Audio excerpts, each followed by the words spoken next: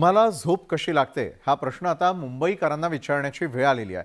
कारण मुंबईकरांच्या झोपेचं खोबरं का झालंय, काय आहेत त्याची कारणं, पाहूयात आमच्या या महामुंबई विशेष रिपोर्टमधून.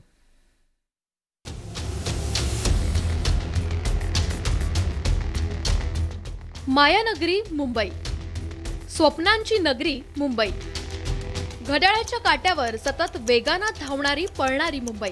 मात्र याच मुंबापुरीतील नागरिकांना निद्रानाशानं ग्रासलाय. 18 ते 25 वयोगटातील मुलांमध्ये झोप न येण्याच्या तक्रारी वाढल्यात.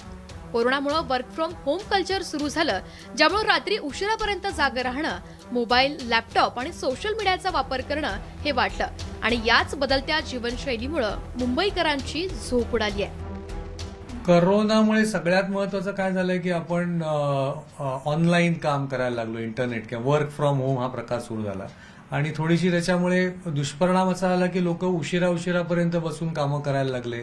तसंच टीव्हीवरच्या गोष्टी बघणं किंवा हल्ली आलेले जे काही OTT प्रकार आहे त्याच्यामधल्या सिनेमा बघणं, सिरियल बघणं हे प्रकारामुळे उशिरापर्यंत जागं राहणं हा प्रकार त्याच्यामध्ये व्हायला लागला.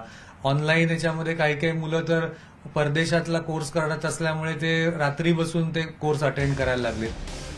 झोप उडण्याची अनेक लक्षणं आहेत. सतत घोरणं, झोपेमध्ये सतत जाग येणं, घसादुखी तसंच श्वास घ्यायला त्रास, छातीत दुखणं, दम लागणं, झोपेनंतरही ताजतवाना न वाटणं, सकाळची डोकेदुखी, थकवा, चक्कर येणं, एकाग्रता नसणं अशा विविध लक्षणांचा समावेश आहे. अपुऱ्या झोपेमुळे मग आरोग्यावरती सुद्धा त्याचा परिणाम होतो. काहीतरी स्वप्नात आल्यानंतर वाटतं, तरी पण ते आठवत नाही. नंतर आपल्याला झोप पूर्ण झाली आठवत नाही.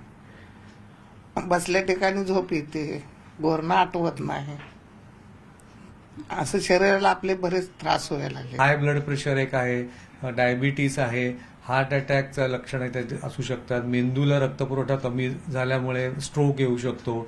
डोळ्याचा काचबिंदूसारखा आजार, किडनीचे आजार, हृदयविकारचे विविध आजार त्यांनी होऊ शकतात. त्याचबरोबर डिप्रेशन, चिडचिड आणि इतर म्हणजे लहान मुलांमध्ये असणारे सुद्धा वेगवेगळे आजार, स्थूलता, वजन जास्त वाढणं, हे अनेक गोष्टी ह्या आजारामुळे होऊ शकतात. काम महत्वाचं असलं तरी सुद्धा आरोग्य जपणं त्याहून अधिक महत्वाचं आहे.